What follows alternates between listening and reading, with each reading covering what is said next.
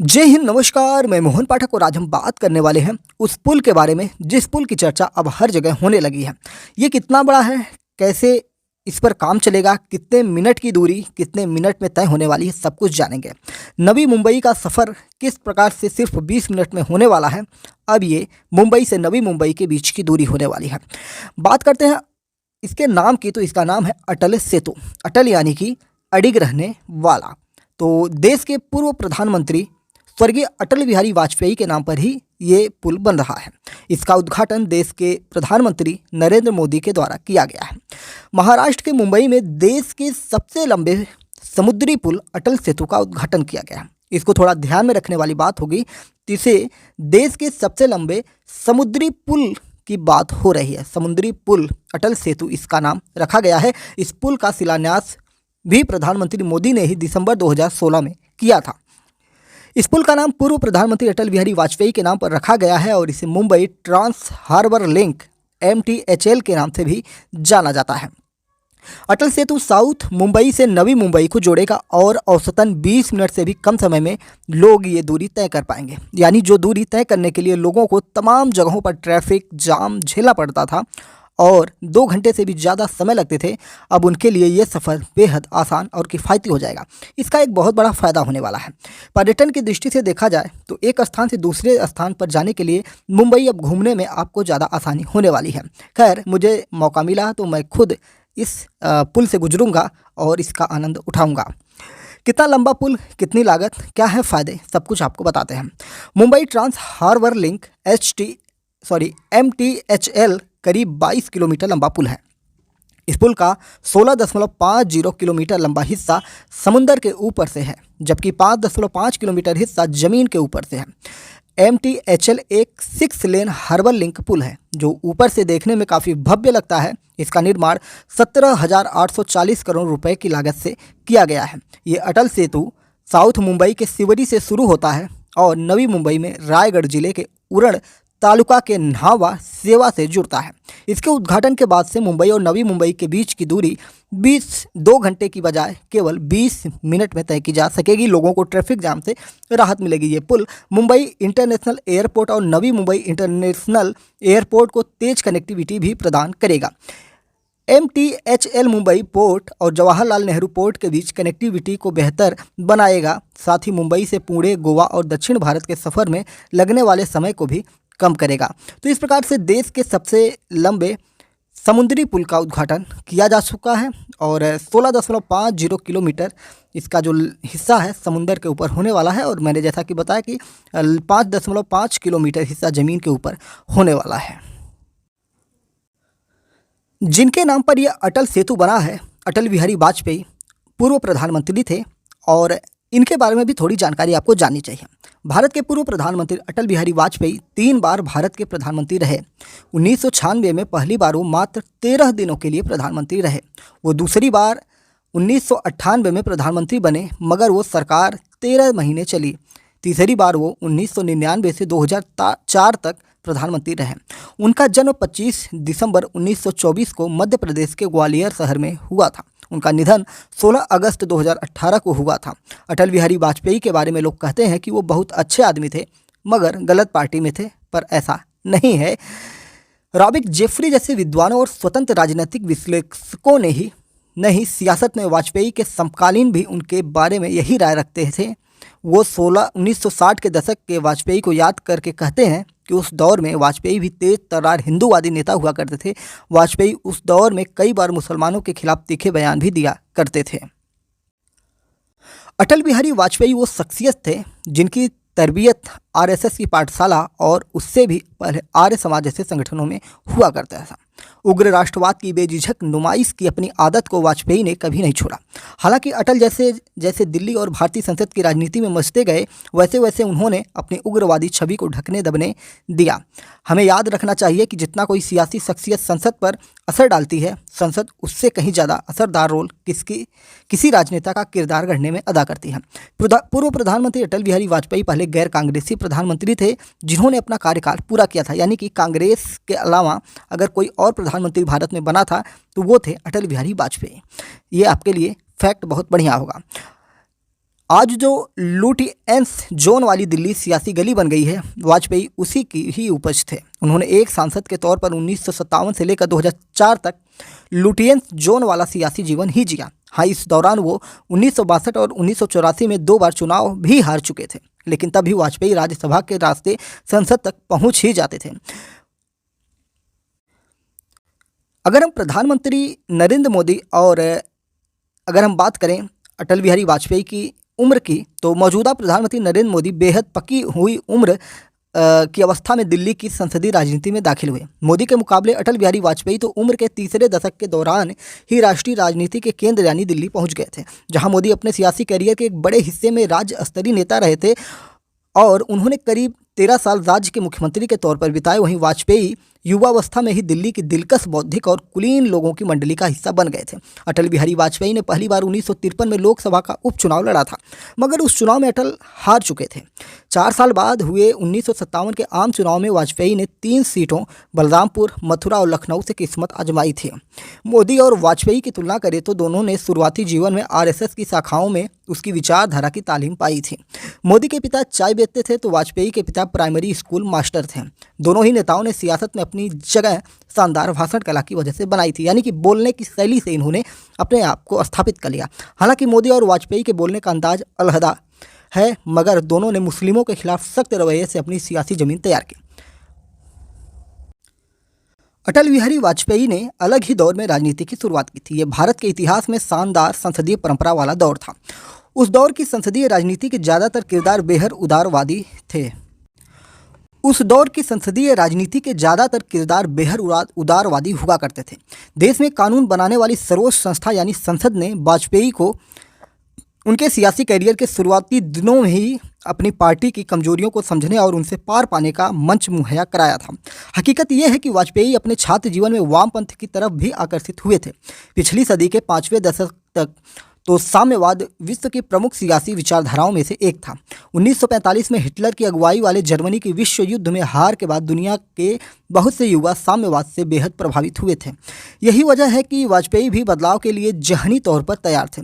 संसद के कद्दावर नेताओं ने खुले मिजाज ने वाजपेयी पर भी गहरा असर डाला था। फिर देश के पहले प्रधानमंत्री पंडित जवाहरलाल नेहरू की अपने कट्टर विरोधियों, जिन्हें वाजपेयी भी थे, के प्रति सहिष्णु और दयालु भाव ने भी वाजपेयी पर गहरा असर डाला।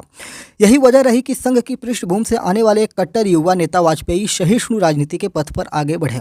उदारवादी भी थे हमारे अटल बिहारी वाजपेयी, ऐसा आपको इससे पता चल रहा होगा। अटल बिहारी वाजपेयी बहुत जल्द एक साथ 2 नावों पर सवार होने की राजनीति करने लगे थे। एक तरफ तो वो नेहरू के उदारवाद के हामी थे, वहीं दूसरी तरफ वो आरएसएस की हिंदुत्ववादी सियासत के अलंबरदार भी थे। अब हमें ये नहीं पता कि उन्होंने ऐसा केवल सियासी फायदे के लिए किया या इसकी कोई और वजह थी। वो दौर कांग्रेस के सियासी दबदबे का था। ऐसे में शायद वाजपेयी को यही तरीका ठीक लगा जिसके जरिए वो संघ की विचारधारा से इत्तेफाक न रखने वालों को अपने पाले में ला सके।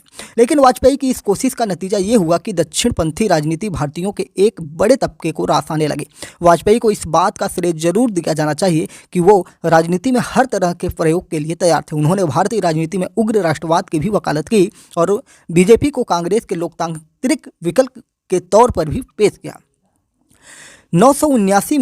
1979 में वाजपेयी ने एक लेख लिखा जिसमें उन्होंने हिंदुत्व की जगह भारतीयता के इस्तेमाल पर जोर दिया। भारतीयता वो छतरी थी जिसके साए तले अलग अलग धर्मों के लोग आ सकते थे और एक नए राजनीतिक प्रयोग को समर्थन दे सकते थे। उस वक्त भी संघ को पता था कि वाजपेयी के चेहरे की कितनी अहमियत है, या फिर जैसा कि आरएसएस विचारक गोविंदाचार्य ने के बाद के दिनों में कहा था कि वाजपेयी मुखौटा है। संघ परिवार को उन जैसे मुखौटों की सख्त तलब थी ताकि वो एक हिंदूवादी राष्ट्रवादी पार्टी के अगुवा बने, क्योंकि उस वक्त बीजेपी की स्वीकार्यता आज के मुकाबले बहुत ज़्यादा कम थी। अटल बिहारी वाजपेयी के कई भाषण भी भड़काऊ हुआ करते थे। बहुत से ऐसे लोग भी हैं जो ये कहते हैं कि वाजपेयी ताउम्र संघ की कट्टरवादी राष्ट्रवादी विचारधारा के प्रति समर्पित रहे। वो बहुत सातिराना तरीके से राम मंदिर के लिए हो रहे आंदोलन से खुद को अलग किए रहे। बाद में 2002 में जब वाजपेयी प्रधानमंत्री थे तब गुजरात में दंगे हुए। कुछ इतिहासकार ये मानते हैं कि वाजपेयी कट्टर हिंदुत्व को लेकर आलोचना से इसलिए बच गए क्योंकि तमाम सियासी दलों में उनके दोस्त थे। वो समाज के ऊपरी तबके से आते थे। ऊंची जाति का होना वाजपेयी के लिए निंदा से बचाने वाला कवच बन गया। ये हकीकत है कि वाजपेयी ने कट्टर हिंदुत्व के सियासी मैदान में भी सैर की।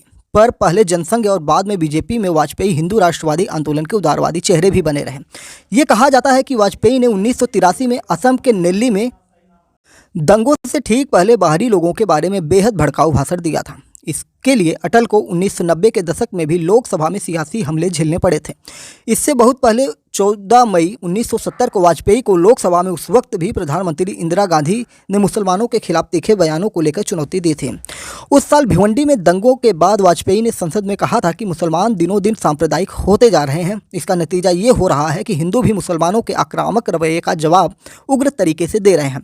इंदिरा गांधी ने यह कहकर वाजपेयी का विरोध किया था कि दंगों के पीछे जनसंघ और आरएसएस का हाथ है, जिनकी वजह से सांप्रदायिक ध्रुवीकरण हो रहा है। इंदिरा गांधी ने पीठासीन अधिकारी से ये भी अपील की थी कि वाजपेयी के संसद में दिए गए बयान को सदन की कार्यवाही से न निकाला जाए, क्योंकि उनके बयान से उग्र फांसीवादी सोच उजागर हुई है।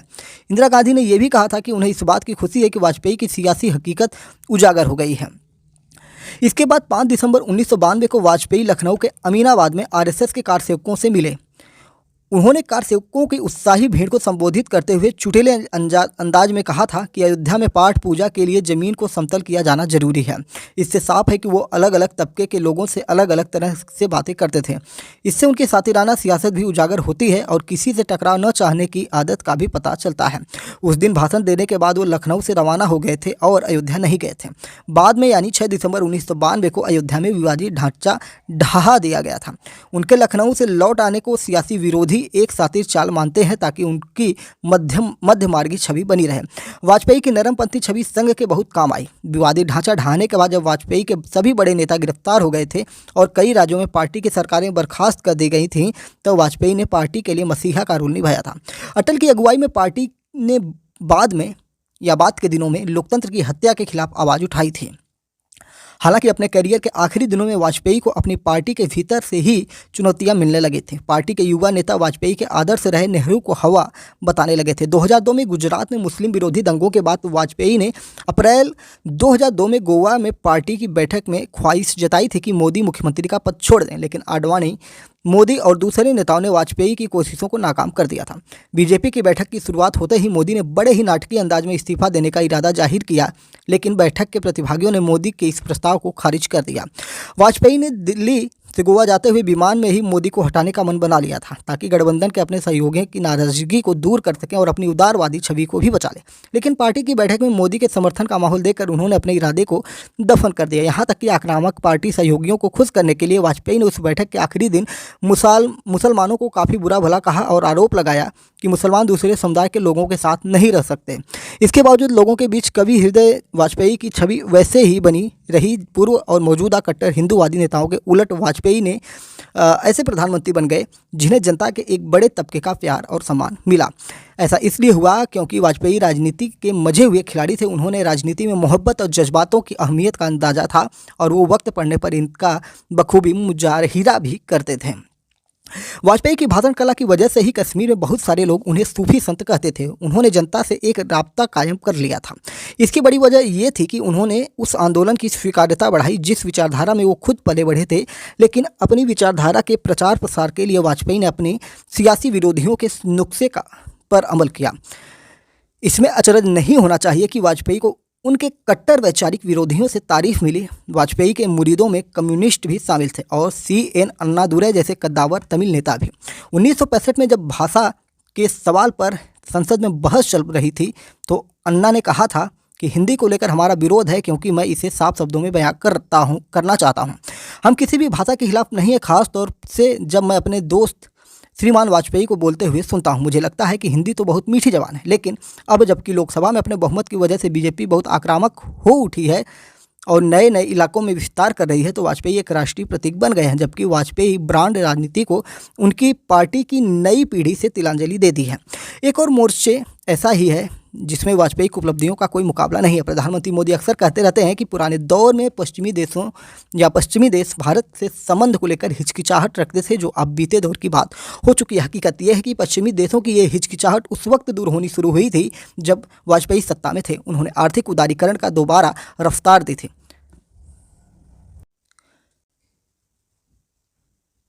वाजपेयी देश में मोबाइल क्रांति के जन्मदाता थे। उन्होंने पाकिस्तान और दूसरे देशों से संबंध बेहतर करने के लिए लगातार कोशिशें भी की थी, लेकिन पीएम के तौर पर उनकी सबसे बड़ी उपलब्धि रही देश में बड़े पैमाने पर बुनियादी ढांचे के विकास से राष्ट्र का पुनर्निर्माण करना। शायद ही वाजपेयी की अच्छी किस्मत ही थी कि वो सही वक्त पर सही जगह पर थे। वो खुशकिस्मत थे क्योंकि उन्होंने पूर्णायु पाई। देश की जनता का एक बड़ा तबका वाजपेयी को आखिरी दिनों तक उनका मुरीद रहा। आज जबकि वाजपेयी के सियासी वारिसों की कथनी और करनी उनसे बिल्कुल अलग दिखती है, तो वाजपेयी का आभा मंडल और भी बढ़ जाता है। और इस प्रकार से हमने अटल बिहारी वाजपेयी के बारे में जाना, जिनके नाम पर आज भारत का सबसे बड़ा पुल बन चुका है, समुद्री पुल बन चुका है मुंबई में, और उस पुल का नाम है अटल सेतु। उम्मीद है कि आपको अटल बिहारी के बारे में जानकर उनके व्यक्तित्व के बारे में भी जानकारी मिली होगी। आर्टिकल को बार बार सुनेंगे तो आपको ये पता चल जाएगा कि अटल बिहारी किस प्रकार की सोच रखते थे, और आप भी अपने सोच को डेवलप कर सकते हैं कि देश की केंद्र में रहते हुए भी सभी पार्टियों को या सभी पार्टियों के वरिष्ठ नेताओं को अपने पाले में रखे रहना कितना कठिन काम होता है, लेकिन किस प्रकार से अपनी छवि अच्छी बनाकर आप सबको अपनी तरफ भी कर सकते हैं। तो चलिए फिर मिलते हैं एक दूसरे मज़ेदार और करंट न्यूज़ के लिए। तब तक के लिए जय हिंद, नमस्कार, भारत माता की जय। अपने विचार भी कमेंट बॉक्स में बताया करिए, जिससे हमें ये पता चल सके कि आप क्या सोचते हैं देश और दुनिया के बारे में।